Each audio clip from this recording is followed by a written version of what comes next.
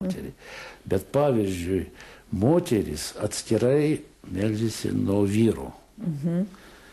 Ir man atrodo, kad yra tokia versija, kad lygtai, kada vyras stovi ir paskui moteris, tada jis mažai galvoja apie maldas. Kada susilenka moteris prieš vyrą, tai irgi ten visokios mintys gali būti. Vestuvių papročiai nepakito.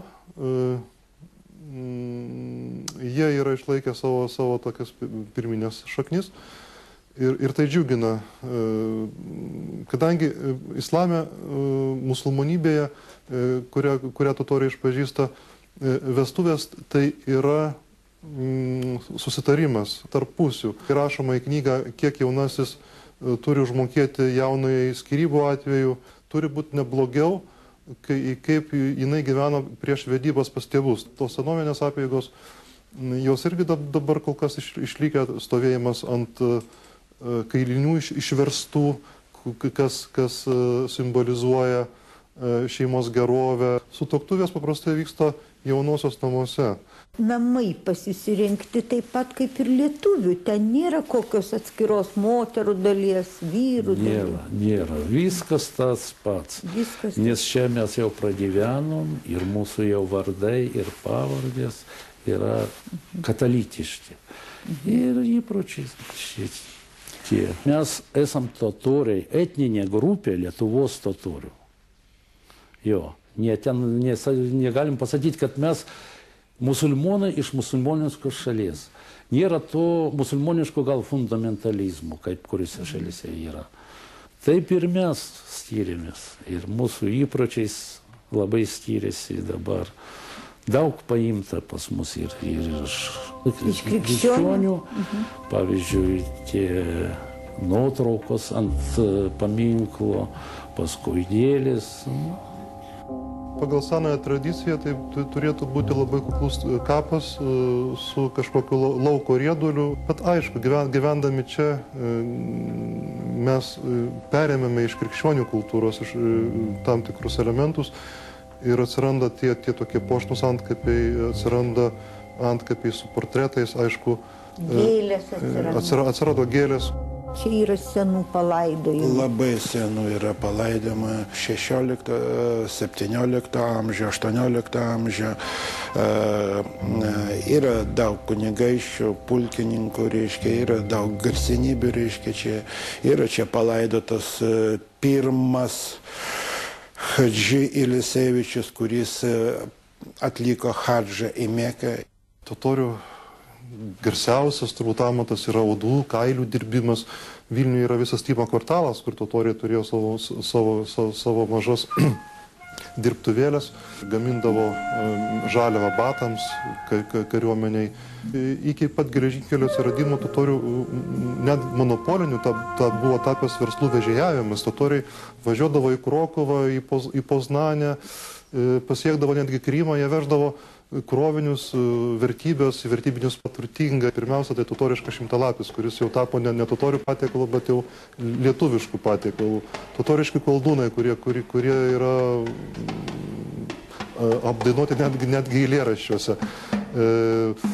Toliau tokie patiekalai kaip perekačevnikas, mėsos specialus paruošimas. 1956 metais, sovietmečiais laikotarpiu, buvo sumanyta nugriauti šitą mečetę.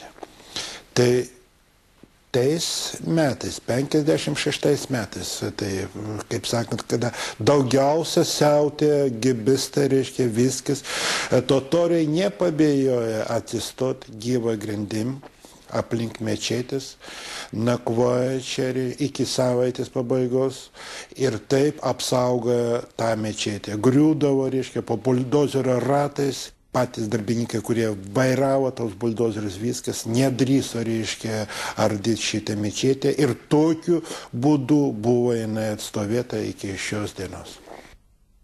Čia buvo 1977 metais. Tik va šitas pastatas buvo pastatytas. Mokykloje iki to laiko buvo muziejus, bet kas jau čia nutarė, mokyklą jis nemaišė.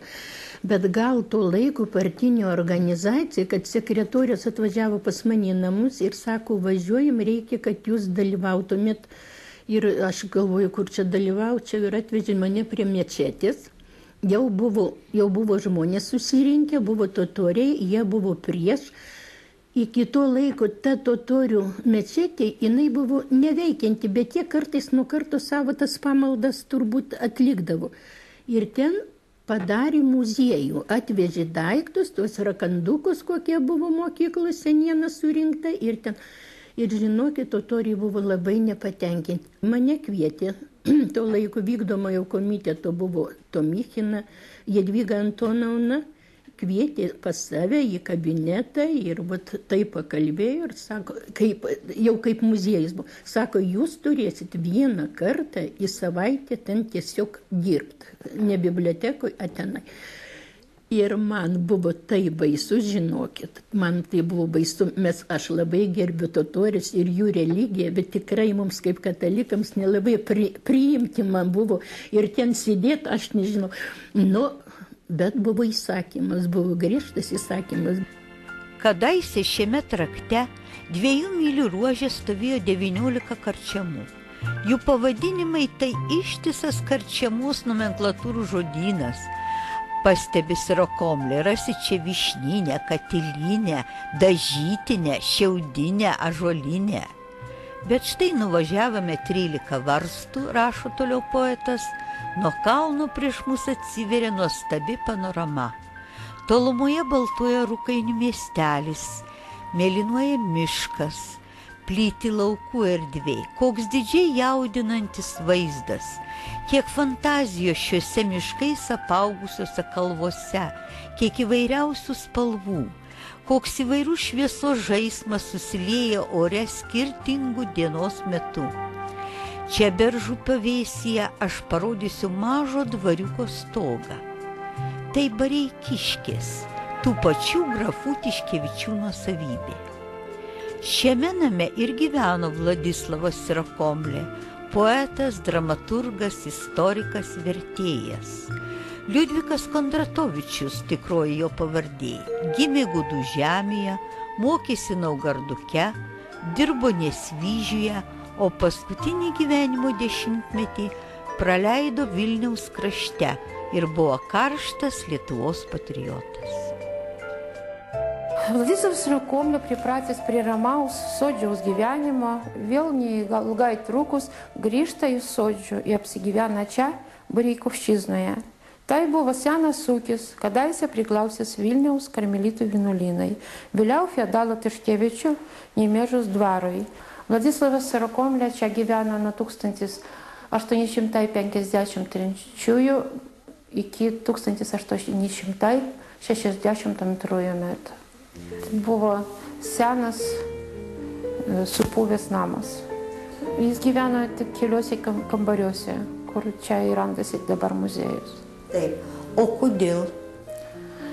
Todėl, kad reikia buvo mokėti labai daug pinigų. Už nuomą jis mokė 300 rublių. Tai laikais viena karvė kainavo 10-12 tik rublių. Rašė Sirokomlė lietuviškomis temomis eilėmis ir proza, kūrė dramas, kai kurie jo eilėraščių virto romansais. Dirbo archeologijos komisijoje, laikraščių redakcijose ir, kaip rašė jo globotinis poetas Korotinskis, užuot aręs žagre, išardavo plunksną. Iš jo laikų pasilikę yra 50 knygų, kurią atsiuntė iš Varšuvos biblioteka Narodova, pirmųjų leidimų šitie knygai, ir dar yra jo baldai. Tyrinėjimų dirva Lietuvoje, rašė Sirokomlė, plati ir neįsemiama kaip jūra. Ras Aupeno čia ir dailininkas, ras ir jos gelmes įsiskverbęs geologas, botanikas, žemdirbys, istorikas ir poetas savo balsą galės sustiprinti liaudies dainomis, padavimais. Visų mūsų laukia gausus derlius, kurio anksčiau nematėme, žiūrėdami į kuklų, bet jaukų